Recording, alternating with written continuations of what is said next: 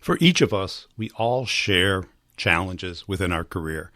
And when I talk with reps, if they focus on the challenge instead of the opportunity, instead of a solution around them, they get stuck with this limiting belief. Now, today, this guest could have had two very strong, common limiting beliefs. One, age. He's young.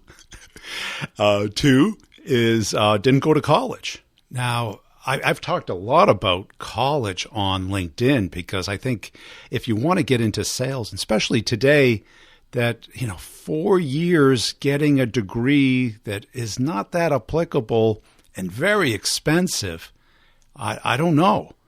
And I hear, HR always puts it in the job requirement. Yes, it's always there. It's always going to be there. Probably won't be removed for a long time. But when I talk with sales leaders, and you hear them on the podcast, I ask, not one has said it's a definite must-have. Most are like, yeah, I get it. It'd be great to see that. And they have, and when I do hear the argument, oh, it shows determination. I don't know. 4 years of working full time shows me much more determination to go to school. I see, my friends' kids and go to school and it's like, okay, they go away. Then there's Columbus Day, then there's homecoming, and then there's Thanksgiving, and then all of a sudden it's Christmas and winter break.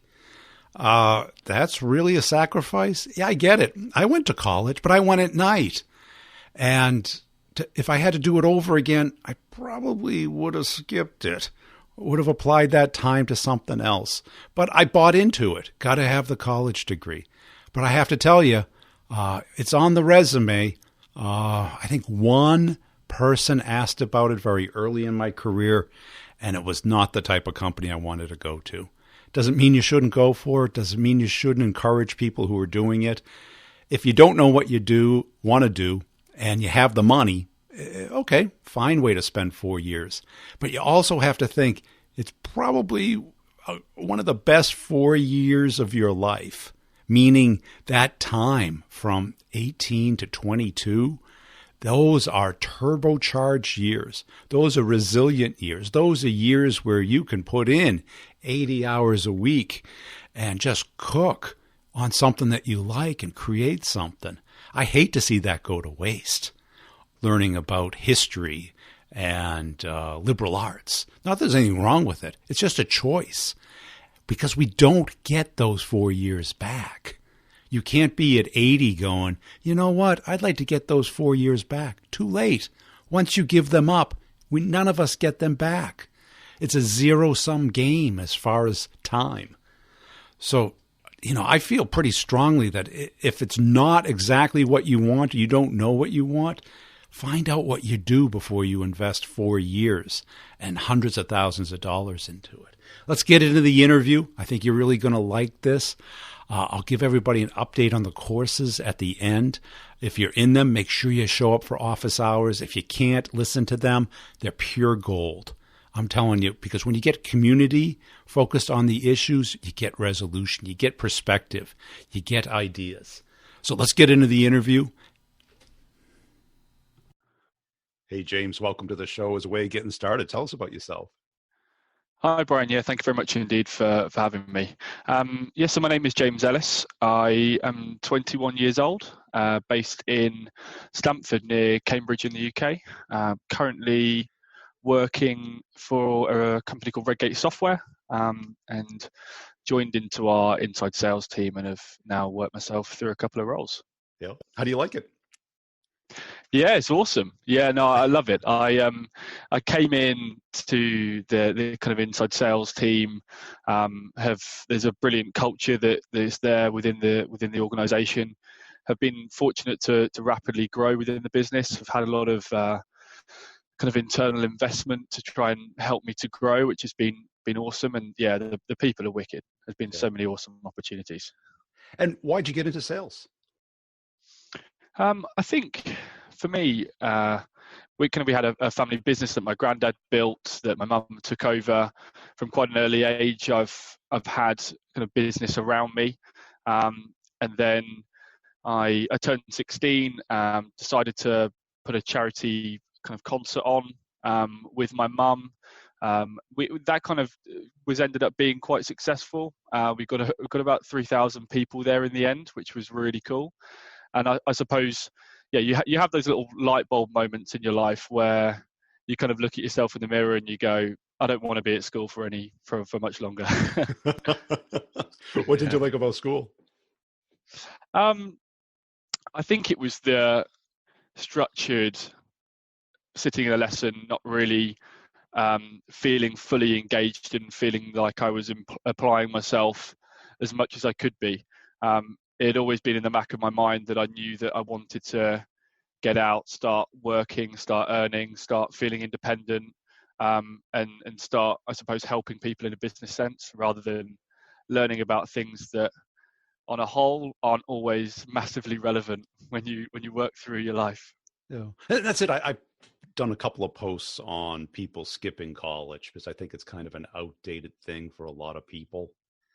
But the classic pushback you get is, but companies won't hire you without a degree. Which, what's your perspective on that? Yeah, I think I have this conversation frequently, as you can imagine. I came straight out of school.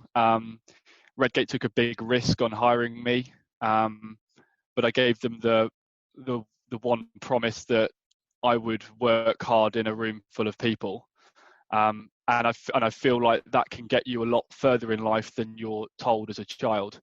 I only know the UK system, but there is a strong emphasis on going through the university channel, yep. And that is fantastic for a lot of people, and it's very useful for a lot of professions. But I'm not convinced that as many people need to go through that university channel as they currently do. No, because I didn't go through the traditional. I went at night and worked full time during the day.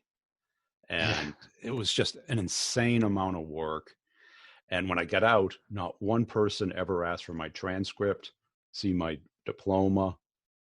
And I kind of felt like it cheated that I went through, it took 5 years.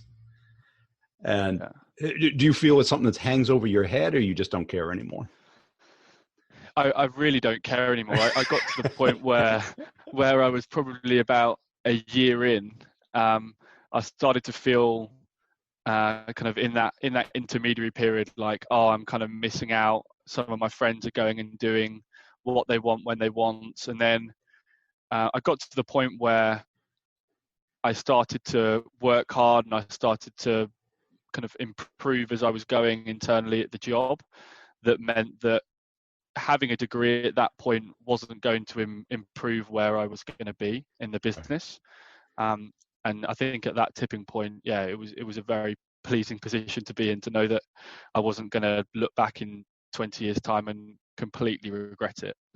And that's it, because I started self-taught engineer. Just bought a computer on my own, bought a book, played, had zero natural talent, and just developed it because I thought the engineers made the most money. Yeah. The engineers would take me out on sales calls and they would hint about buying new cars. Like, how can you guys afford that? Oh, I got this big commission check and stuff. Oh, what was it, a couple $100? No, it was like five figures, right? It was a lot of money. And I was like, holy smokes. Are you money motivated? I take it you must be to be in sales. I also have this conversation quite a few times as well. I think the financial side is always a motivation, less now, but more in 10, 15 years time, and seeing the potential within the industry and where it can go. I think the main reason why I love what I do, I speak to new customers with new challenges all the time. I love speaking to people. I love being part of the team. I've gone over to Texas and I've gone over to Brisbane with work and done training sessions with the team out there. So doing kind of the overall experience of improving and being able to take that knowledge that you learn and then kind of share that with either your clients or people internally is massively important. But to say that the money has nothing to do with it would just be a lie. Yeah. And how did you learn so fast? I mean, you're young, you moved up in the company really fast. What was your Yeah, process to go through that? I think so. I had some really key and strong people internally who supported me a lot. So from our kind of global VP of sales through to my inside sales manager at the time, put a lot of time into investing in me and almost empowered me to try and improve. And I was absolutely terrible at the start, absolutely terrible. My one of my managers around me actually looked over at me across the table and said that he was seriously concerned for my job. And I think bits of motivation like that at 19 years old really kind of put me in the position of where I was having to go home and I was working long. I was working through the weekends to try and improve my technical knowledge and understanding, and listen to podcasts like yourselves and who I could really start to expand my knowledge out with. Yeah. And because at that age, you either, people either get stubborn or they're a sponge, where it's like, oh, they rebel saying, oh, no, I'm really doing okay. Or they say, well, tell me, hit me, tell me exactly what I should be doing differently. Exactly. And I really, as you can imagine, I tried to go with the latter approach. It was around some really, really successful people who have done really, really well. And to be adverse to hearing what they think I should improve on would just be crazy. So at any possible opportunity, I just tried to always try and understand what more I could do. And even when I was supposed to be delivering training sessions for other people where I might have known slightly more than them, I think even going into those scenarios and being extremely open that actually you're all equal in that room and you can learn something off anybody anytime you walk in there has been a massive importance and a mindset that I've really tried to hold myself accountable to. And what were you doing wrong? I think I could always work quite hard, and I feel like I could always try and apply myself well. I think some of the areas that people had to fine tune, I suppose, with me, being quite malleable at the start, was around probably my application of what I was learning. So I could learn reasonably quickly, but then actually then taking that into cold prospecting calls, absorbing the information, understanding it, and then taking that through into, managing small inside sales deals was probably one of the biggest challenges, alongside getting my head around the technology. Yeah. Well, because the technology is one thing, because you can always, leverage other people. Were you talking too much, talking too fast, not asking good questions? What were kind of the skill sets that just weren't there yet? I was definitely trying to talk too much. I didn't have the confidence at that time to ask bold, open questions to get a long response. And I feel like that led to me almost preaching rather than asking. Conversation. And yeah, exactly. You're right. And that sometimes meant that I was either thinking that I was putting words in a customer's mouth, and that actually the situation was a lot better than it was, or I wasn't getting enough information because I was talking too much. Yeah, and I think that the next epiphany I see with salespeople, and even myself, is you go from thinking from your own perspective and start thinking from the other person's perspective, being curious, interested, and caring about what they think and how they are reacting to the product. Is that something that there was a shift, or? Yeah, that was a big shift for me. I think there were two things around that, which was around bringing that equilibrium back as to the value actually that you provide in that conversation. So thinking of yourself as an equal party when you're having a prospecting call, and actually that you can provide value to them, that you're not just irritating them. That was a big point. And then to come back onto your original point, it's something that I've definitely changed, especially with kind of LinkedIn messaging or through cold emailing. I think it's something that we probably don't do enough, is actually read out what you've written. And if that's something that you would probably say, then it's probably something that you should send. But if it's not, then you probably need to think of how you can word it. Yeah. I think there's this idea that people, especially in the tech world, people go to work and then they lose all level of humility and a sense of humor, and we almost go too professional sometimes, I think. And do you sell in the UK, or do you sell all over Europe and the US, or what's your territory? So I'm a named account exec into my accounts are mainly in Europe. Okay. I've got a few accounts across Israel and an account in Saudi Arabia. But we've then got split teams for the US and for the APAC and DAC regions. And what's the persona that you're trying to communicate with? What's their title?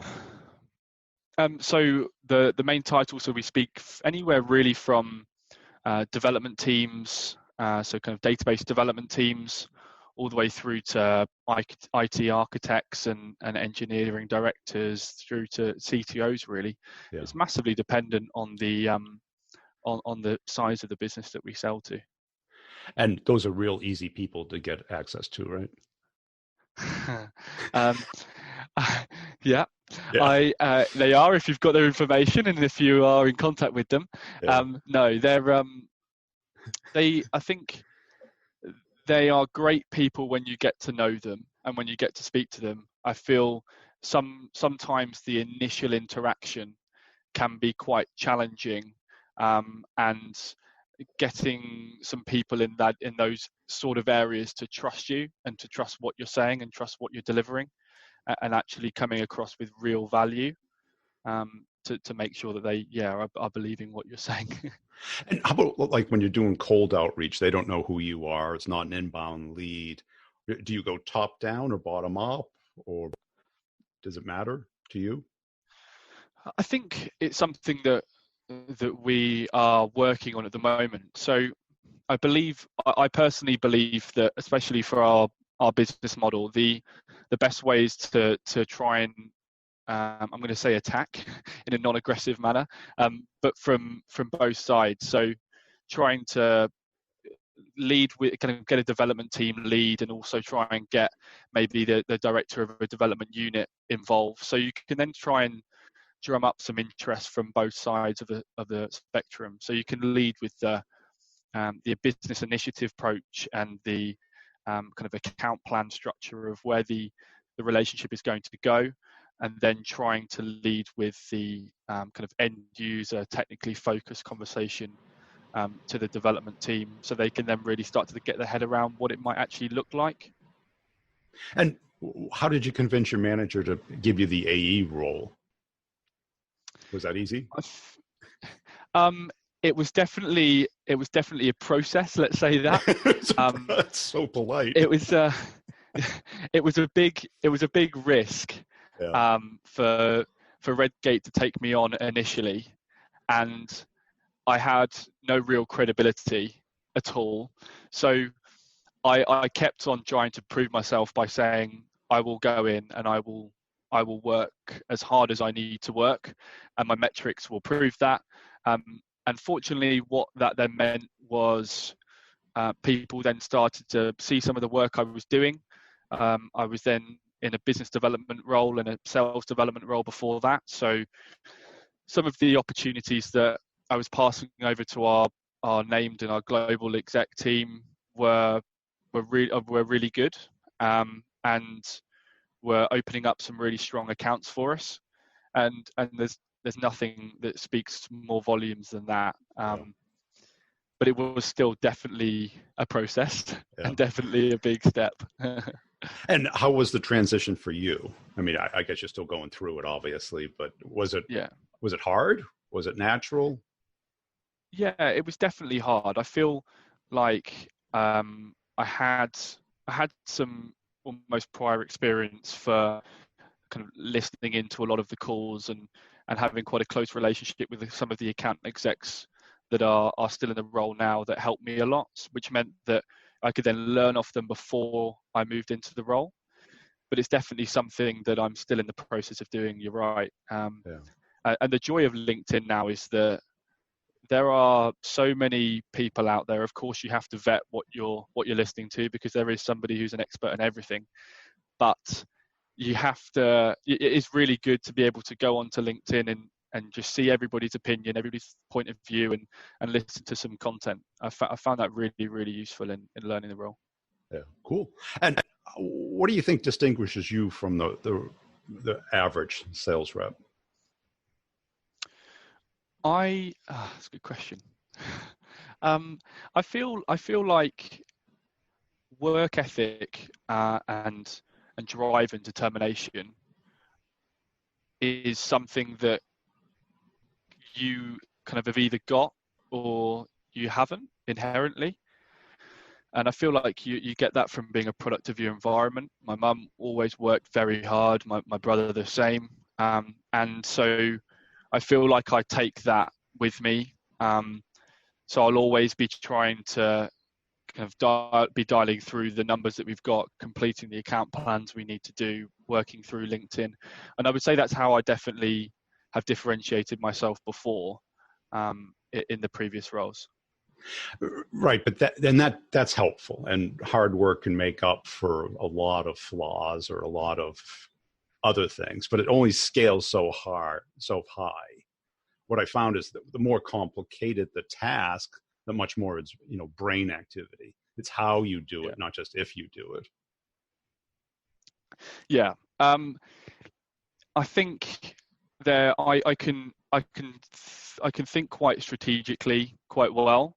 So if I'm needing to try and go into an account, or I'm needing to dig through to find the right contact, and almost build that strategic approach of leveraging different parts of the business, whether that having our development team involved to try and kind of move forward with a deal, or having our pre-sales engineering team there on hand, and then leveraging the contacts and the relationships that I've then built. It then means that I feel like that's an area of why I can be successful.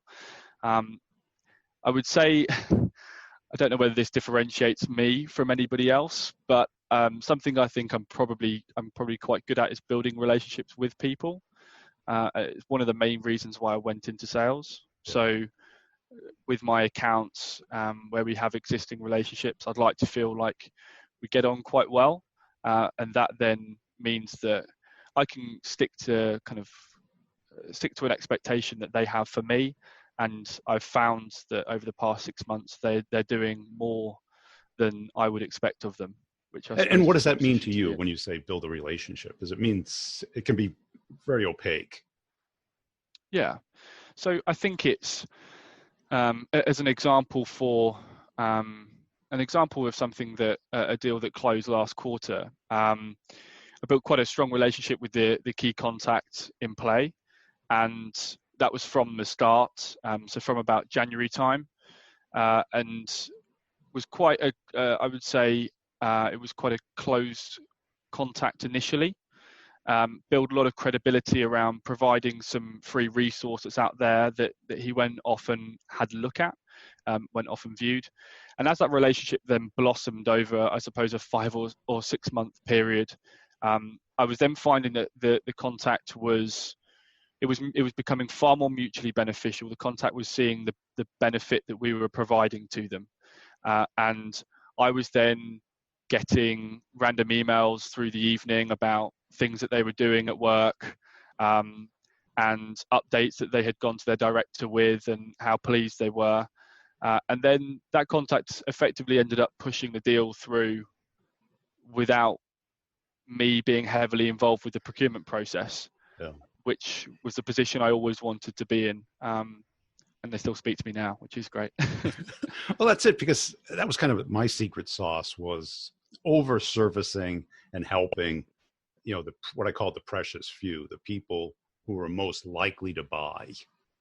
Instead of a lot of reps, what they do is they hold back unless they get something. They're not going to give something, but it really works the other way around. You're not going to get anything unless you give something. Definitely. This client they already were a customer of ours. It was around potentially adding some existing products into their portfolio. So we offered them about, well, I offered them about three hours of our engineers' time to work through what they already have. Then as the pandemic hit, then provided them with an extended trial key whilst they wrote a business case. And then that then meant that we could leverage to get some more information as to what their process looked like moving forward. And it just naturally worked to everyone being extremely happy on all sides, really. And you're exactly right. You can't expect to get all of the information that you need to create a sales plan if you're not willing to give even an inch, because it doesn't make sense in the real world. So why would it make sense in sales? Yeah. And I always get so much pushback from my managers. They'd be like, oh, you should be charging for that, or you should be doing this. And it's like, it'll take 3 weeks to get a PO through for what we can just drive over there and do. Yes. How do you develop your sales skills? What's your process? So we've currently got a new kind of sales enablement function that's happening internally, which is great. So we're currently then now reviewing everyone's kind of sales process and methodology and aligning that really nicely, which we'll pay fruition for, which will be great over the next 6 months. Before that, we had some sales training that happened internally, but it was more led by having internal working groups. We would then review some of the LinkedIn content that I mentioned, which is out there. And I would then kind of go off by myself, maybe read through opportunity plans that some of the key reps had closed one-on opportunities with, and really then trying to dissect what had gone well through those deals and try to then really dig into why has this guy just closed a very large deal, and how can I replicate that? Yeah, really.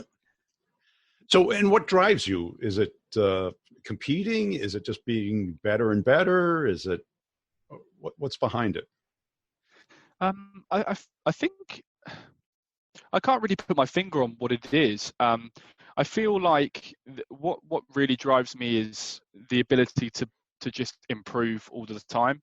I love jumping up roles, and I loved that process over the past two and a half years at Redgate, knowing that I was improving and knowing I could see the next role that was there, and that I had credibility internally, which meant that I thought I was going to get it, was an amazing experience.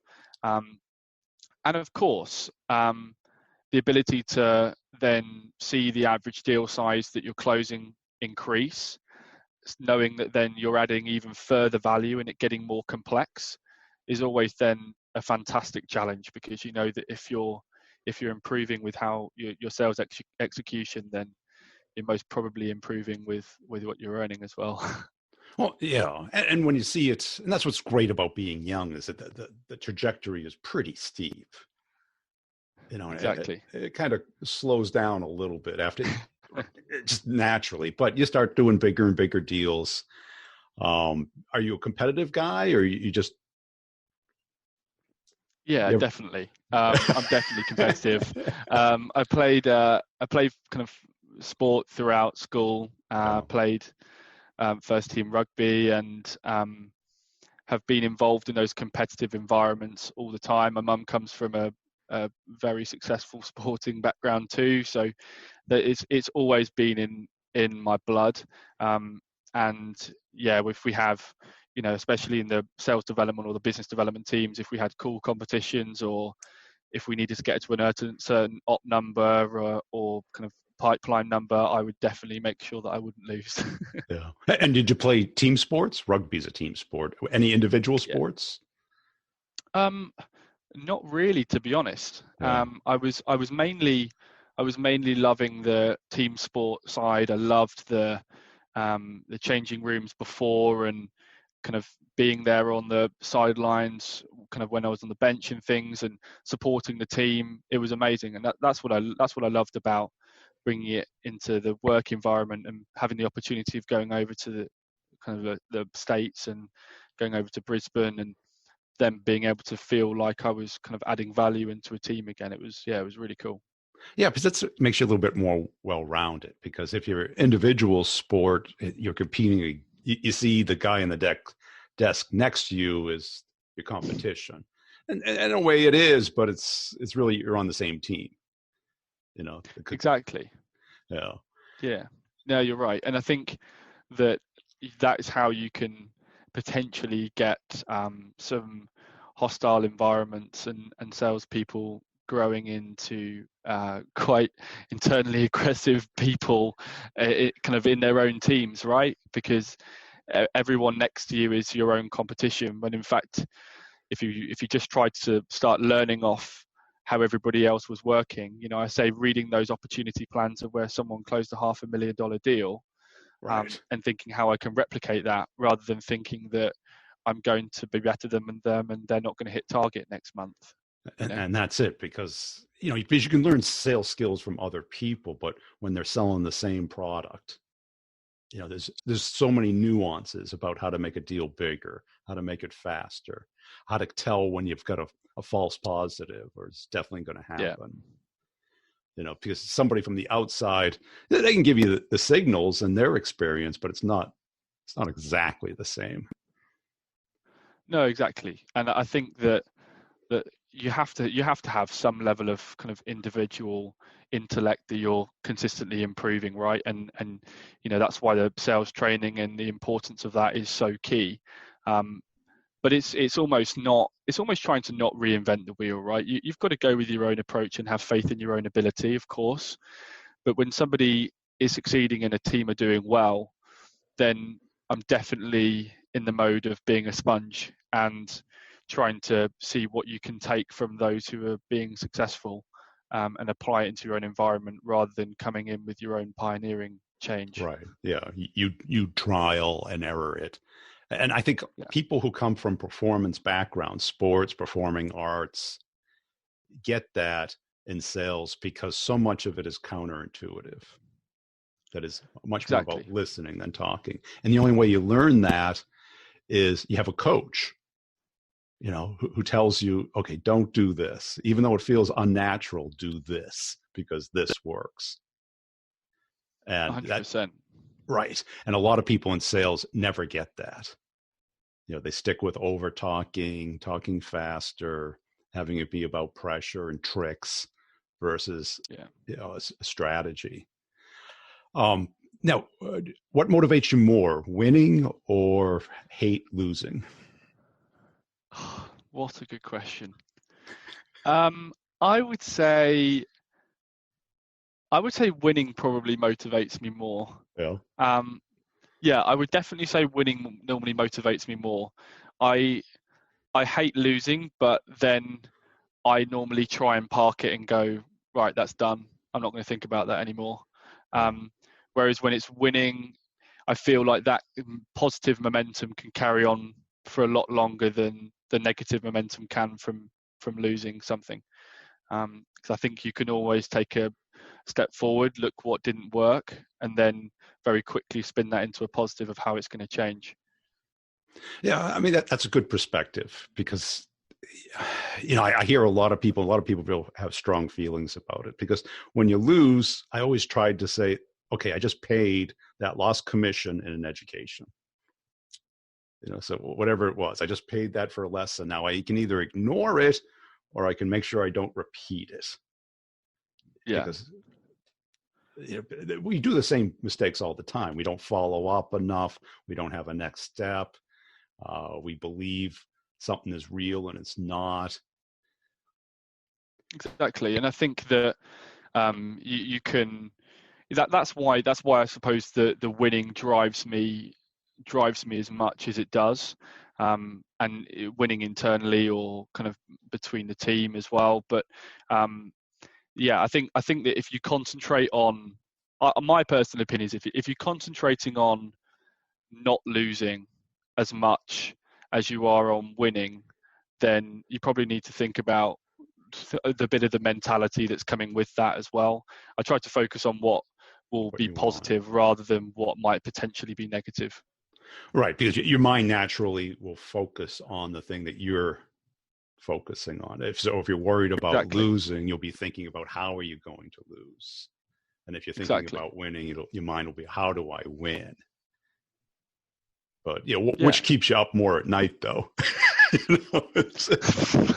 Yeah, well, that's the thing, right?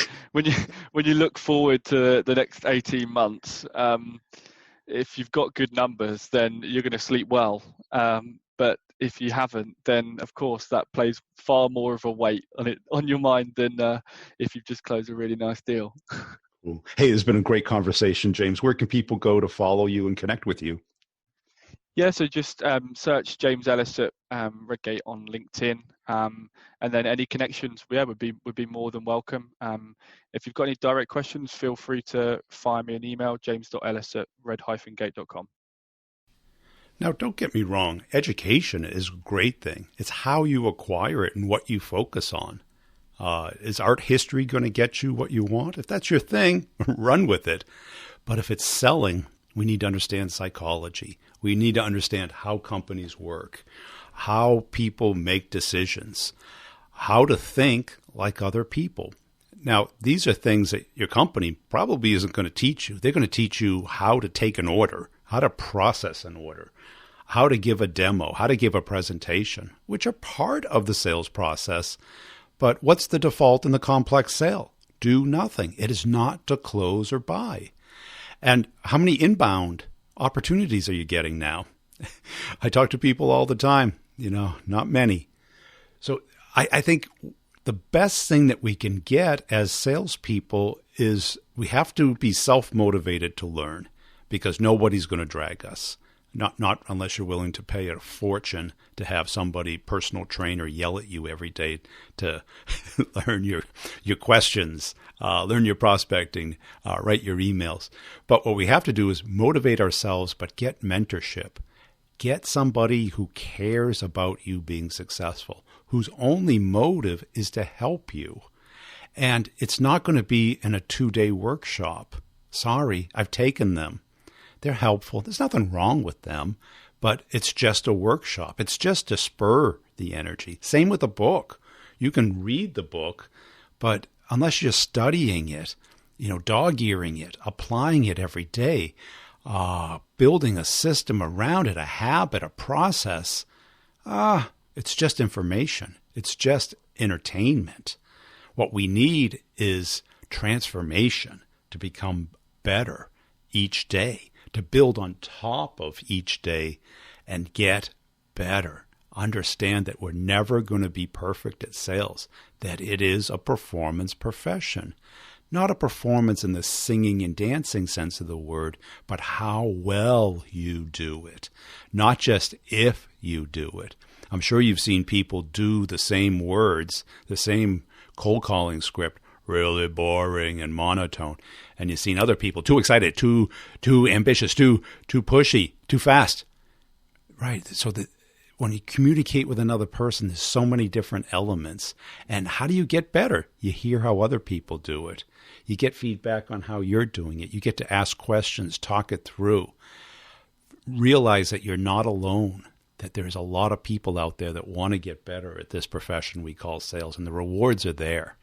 So go to b2brevenue.com. You get a free ebook there, so reason enough to go there. Check out the courses, and don't think of them as courses. Think of them as an investment in yourself for 1 year to become really good at the 2 elements of selling: starting conversations and getting meetings, and closing the complex sale. If you got those 2 things, there's no stopping you. That's it. Hey, if you see my stuff on LinkedIn, please give it a thumbs up, a little like, a little comment, a share. I'd appreciate it. Tell one person this week about the podcast. That's all. That's all I ask for. You don't have to write a review or anything, unless you want to. Also, I got 2 other podcasts that you want to check out. B2B Revenue Leadership, if you're a manager or you're interested in leadership issues, or the Sales Questions, Brutally Honest Answers, if you're looking for a short form Q&A type approach. They're about 8 minutes each, and it's basically answering the questions that I get on LinkedIn. Follow me on LinkedIn. I'm running out of connections. The follow the company page on LinkedIn for funny videos and updates. We'll see you all next time. Thanks for listening.